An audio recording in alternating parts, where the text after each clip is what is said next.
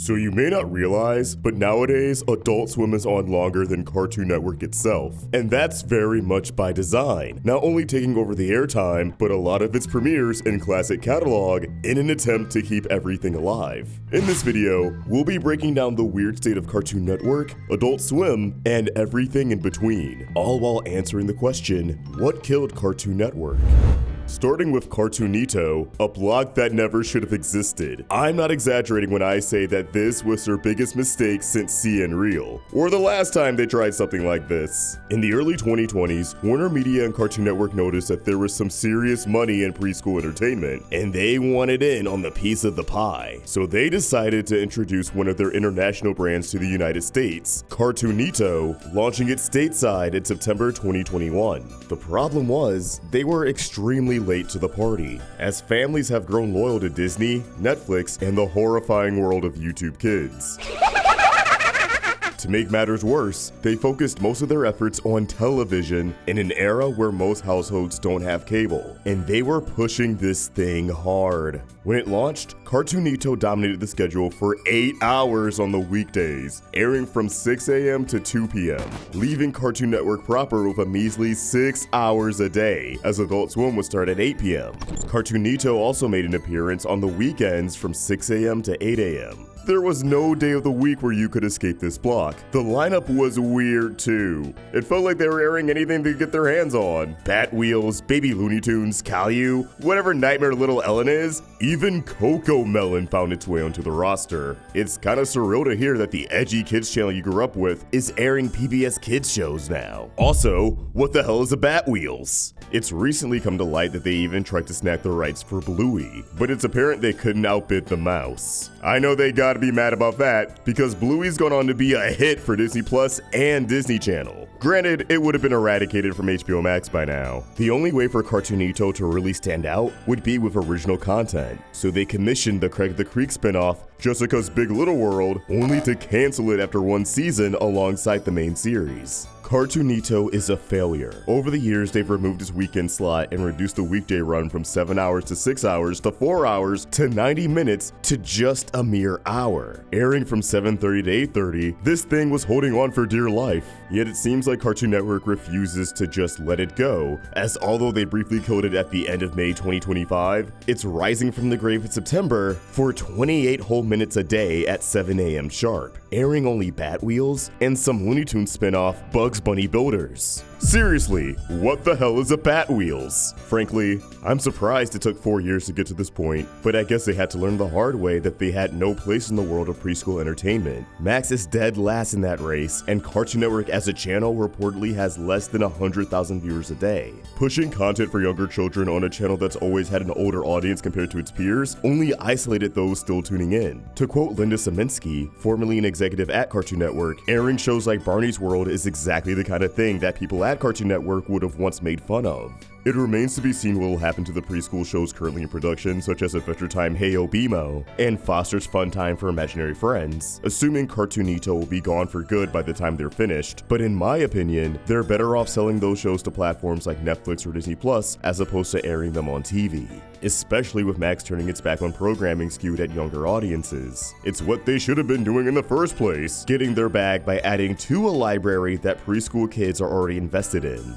Cartoon Network's fall from grace is probably the most devastating among the big three channels of my childhood. It felt like the most innovative while maintaining a certain edge not found in the competitors. Quote, Disney Channel was the kid in class that's sitting in front raising their hand. Nickelodeon was the kid in the middle making jokes. And Cartoon Network was the kid all the way in the back row shooting spitballs. A lot of people's idea of what Cartoon Network is like now probably boils down to non-stop Teen Titans Go reruns, but the schedule offers a bit more variety than that. Unfortunately, it still manages to feel a bit more, pathetic compared to the late 2010s. First off, Cartoon Network wraps up at 5 p.m. every day. We'll unpack that more when we tackle Adult Swim, but despite being on for 11 hours a day, the schedule gives off the vibe that Cartoon Network is barely on. Kids and teens usually aren't tuning in from 6 to 2 during the week. Those have always been prime sick day hours. By the time they get home, they'll have a window of like 3 hours to watch Cartoon Network. And that's for the small number of people who even still have cable or something like Hulu Live. Hell,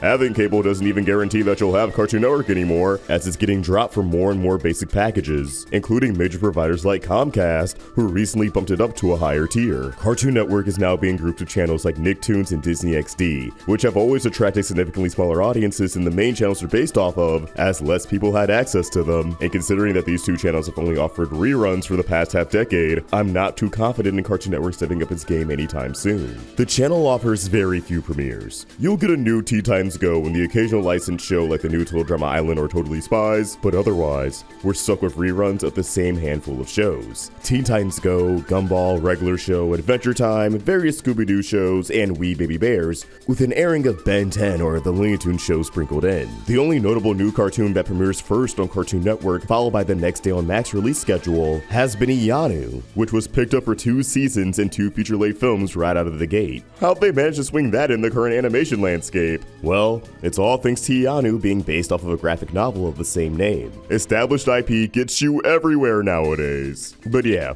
aside from Ianu, it's kind of a ghost town. How the hell did things get this bad? Well, the reality is, Cartoon Network as a channel has been left in the dust for the streaming world, but it took way too long for its parent company to figure out how to make that sustainable. Cartoon Network was still pretty popular 2015 through 2018, but households were starting to cut the cord and turn exclusively to streaming for their entertainment. New episodes of popular shows like Steven Universe were inaccessible because the only way to watch them was through the Cartoon Network app, which required a cable login. Why does your transition to streaming still require paying for cable? The alternative was to either wait for episodes to come to Hulu after a season wrapped up, you know, once they were no longer new, or to simply pirate. Guess which choice most people picked? Hey. Fuck it. The advent of HBO Max was truly the nail in the coffin for Cartoon Network as a channel, as they premiered all the studio's new shows exclusively on the platform, planning to never premiere them on cable. However, HBO Max was the new kid on the block, and a lot of its pre-existing audience either had no idea these cartoons existed, or just had no interest in them because they were there for HBO. Nostalgic childhood shows are one thing. A 20 to 30 something might throw on Edda and Eddie just to feel something again, but they're obviously not inclined to give new shows geared at kids a spin, especially because a lot of these shows looked kiddie. That's not to say they were of poor quality, but it was easy to see that they weren't trying to appeal to all ages. These were shows meant strictly for the 6 to 11 demographic of kids, barring obvious exceptions like Infinity Train and Close Enough, and it's tough to get their target audience to check these shows out when parents already have other platforms as their go-to for kids entertainment. Unsurprisingly, this generation of Cartoon Network had no motion on HBO Max and eventually got purged from the platform.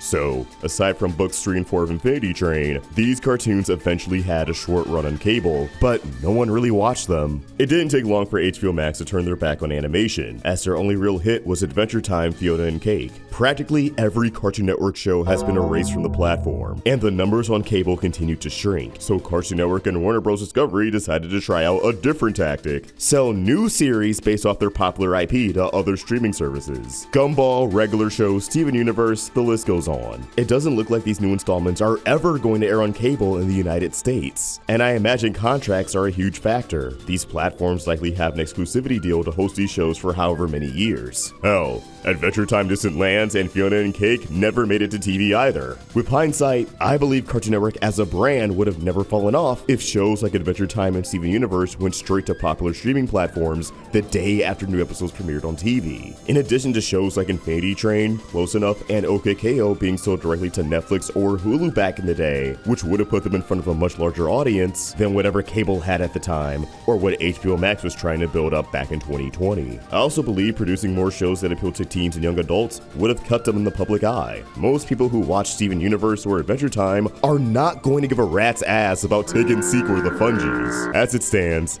Cartoon Network, the channel, will likely continue to be a rerun station for the foreseeable future, bringing it full circle to the early days, where it was exactly that. The biggest tell that the channel is at the bottom of WBD's priorities isn't just its lineup, but its current branding. Bumpers have gotten lazier over the years, going from original animation that had a chill vibe yet was very engaging, like the Powerhouse and Cartoon Network City eras, to the more abstract aesthetic of the Check It years, to promos that had a more childish vibe to them, to these sauceless bumpers and promos that feel like After Effects templates. A lot of them don't even have clips for the shows anymore, just Roger Craig Smith talking into a bubblegum void. It's such a sad and weird state for a channel that I used to adore, one that's only made weirder by how much Adult Swim is thriving in comparison. With a report from 2023 revealing that 68% of Cartoon Network's evening viewers were over 18 years old, and the median age of its daytime audience being 29, Adult Swim began to consume more of the schedule. By this point, it had already evolved from an overnight block on Cartoon Network to its own television channel, now having separate feeds on cable and adjacent packages. No longer starting at 10, 9, or even 8 p.m., but 7. And within a few months of taking over that time slot, they gave it even more airtime, now starting at 5 p.m. every day, running for 13 hours while Cartoon Network only has 11. If you're wondering what Adult Swim could possibly be airing at 5 p.m. when preschoolers and nuns are still awake, they tried to make a smooth transition from Cartoon Network with Checkered Past, a throwback block comprising of old Cartoon Network shows from the late 90s and early 2000s. Despite working with what we can only assume is a super tiny budget, there was a surprising amount of effort put into this thing when it came to the packaging. A lot of the bumpers were clearly meant to emulate the City era, with animations of the characters imposed onto live-action environments. And the promos harken back to the early days of Adult Swim, with a text-to-speech voice preying on our nostalgia. When you were 11, you thought this was great. When times were simpler, and the internet didn't rule your life, but some things never change. Like this show will probably still scare the snot out of you. But it wasn't perfect. Their catalog lacked variety, as it seemed like they were only able to land a handful of shows, and I remember seeing complaints about the same episodes running over and over, although they still had some really good pulls, like What a Cartoon, an anthology series that birthed the first wave of cartoons. This is the kind of stuff I wanted to see more of from the block. Sprinkle in some deep cuts with the big hits. Unfortunately, in what seemed to be related to layoffs in the programming departments, Checkered Past met an abrupt demise at the end of June 2025. Guess Zasloff needed a new vacation home. For a brief time, Fridays on Adult Swim had Toonami Rewind, a spin-off block of the revival block that outlived the original block, airing classics like Sailor Moon, Dragon Ball Z, Naruto, and... oh, that's it. I was conflicted on Toonami Rewind. I get why they played it safe with this lineup, especially because they probably couldn't afford much, but they just aired so many hits over the years that the lack of a fourth slot to rotate different shorter shows through felt like a wasted opportunity. Clearly, Toonami Rewind wasn't all that sustainable, as it died after about 6 months in December 2024. And now when Adult Swim starts up at 5 p.m. sharp every day, they just play King of the Hill and Bob's Burgers like always. These two are their old reliables for padding out the schedule without pissing off soccer moms. They're not too edgy, they're not really vulgar, and they have a buttload of episodes. They kill time until the sun goes down, then you get your fix of Family Guy, with some actual Adult Swim originals like Rick and Morty and Aqua Teen working the late night shift. But this doesn't mean that Adult Swim is a rerun station with only a couple premieres throughout the year, like its little bro. When it comes to producing new shows that are pretty damn unique, they might be the best in the game when compared to other cable channels in 2025. While Cartoon Network only has a couple of shows either on the air or in the works, Adult Swim has over 15 shows in their catalog, some current and some upcoming. Comedies like Smiling Friends, Rick and Morty, and Ha Ha You Clowns. Half-hour dramas like Common Side Effects, action shows like Primal, Get Jiro, Safari Heist, My Adventures with Superman and its spin-off, My Adventures with Green Lantern. The list goes on. Not only does Adult Swim do a much better job of promoting their shows than Cartoon Network, but their premieres have been accessible on streaming thanks to the Next Day on Max arrangement, which allowed shows like Common Side Effects to thrive and really find its audience. The difference between Adult Swim and Cartoon Network is honestly pretty staggering. Even Toonami proper is thriving, which feels kind of out of nowhere. Crunchyroll absorbing Funimation kind of screwed over the block for a while, as it feels like Crunchy's gatekeeping some big hits. Yet Toonami has bounced back, with its current lineup featuring massive titles like Bleach, Dandadan, Dragon Ball Daima, Blue Exorcist, and One Piece. There's a reason why Adult Swim has been ranked as a top 5 cable network among adults 18 to 49 in recent years. They never abandoned their core audience, even while trying to court other demographics. They kept experimenting with the new offerings to successful results, and they made a pretty smooth transition to streaming. Even the shows removed from HBO Max can be viewed on their website for free. They've become everything Cartoon Network used to be, and the brand has a very promising future. And although it's a little weird to see, I think it's a good weird that has me very excited for their future. While it's sad to see kids receive less media geared at them, it's comforting to know that animation only continues to reach more people and won't be sinking with the ship that is cable television. But let me know what you guys think about the current state of Cartoon Network and Adult Swim. Drop your thoughts in the comments down below, and keep the conversation going over on Twitter and Instagram at AustRickVox and at Roundtable Vids. Shout out to ARTWITHKODA for the incredible thumbnail, and if you enjoyed this video, please hit a like and subscribe to the Roundtable with notifications on so you never miss a video. Thanks for watching, and I hope you have an awesome day. Peace.